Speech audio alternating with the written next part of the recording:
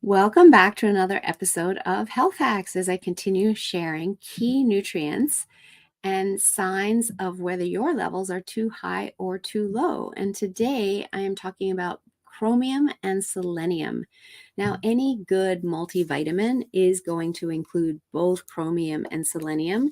And if you are not supplementing, it may be that you find your levels are low because they are both quite depleted from our soil systems, and it is hard to get optimal levels through our food sources. The other factor is with all of our minerals that when we are under stress, our body is trying to keep up with the stress that we are under and trying to get everything done that we are trying to do. And we are burning through our minerals at that point until such time that we simply get depleted if we aren't putting enough minerals back into our body. And so I find that many people's chromium and selenium levels are low when they lab test. And the great news is that we can support it quite easily with a good multivitamin and with selenium with Brazil nuts. They are the best food source of selenium, or the highest source, and just 2 Brazil nuts per day can boost your levels. And it's really important to be supporting your selenium, particularly if you have thyroid issues, and to prevent thyroid issues, because selenium is very good in supporting your thyroid health.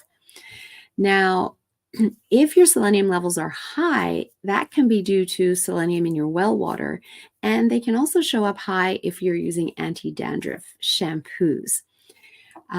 Low selenium is much more common, as I said, and can be low due to toxins in your body, free radicals. Processed foods will deplete your selenium levels, as well as stress, as I've said, and then thyroid imbalances and blood sugar dysregulation. When it comes to chromium, chromium is also quite depleted from our soil systems, and it's really important because it helps with blood sugar regulation. And when our chromium levels are low, it can cause high blood sugar levels, and that can lead to a diagnosis of type 2 diabetes, which we know many people are experiencing, unfortunately.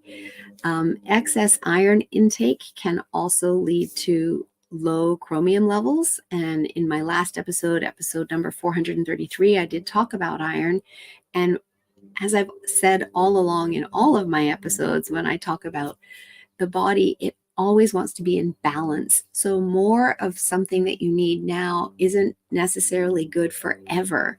And so if your iron levels are low, yes, you want to supplement with iron to bring your iron levels up. However, you don't want to necessarily just do that forever and ever, because that can then impact your chromium levels and have your chromium levels start to become deficient. So it's all about finding and maintaining that balance. And the best way to do that is to run lab tests, and you can run them each year so that you can see your progress and see where things are at and know exactly what your body truly needs and be able to support your body through supplementation.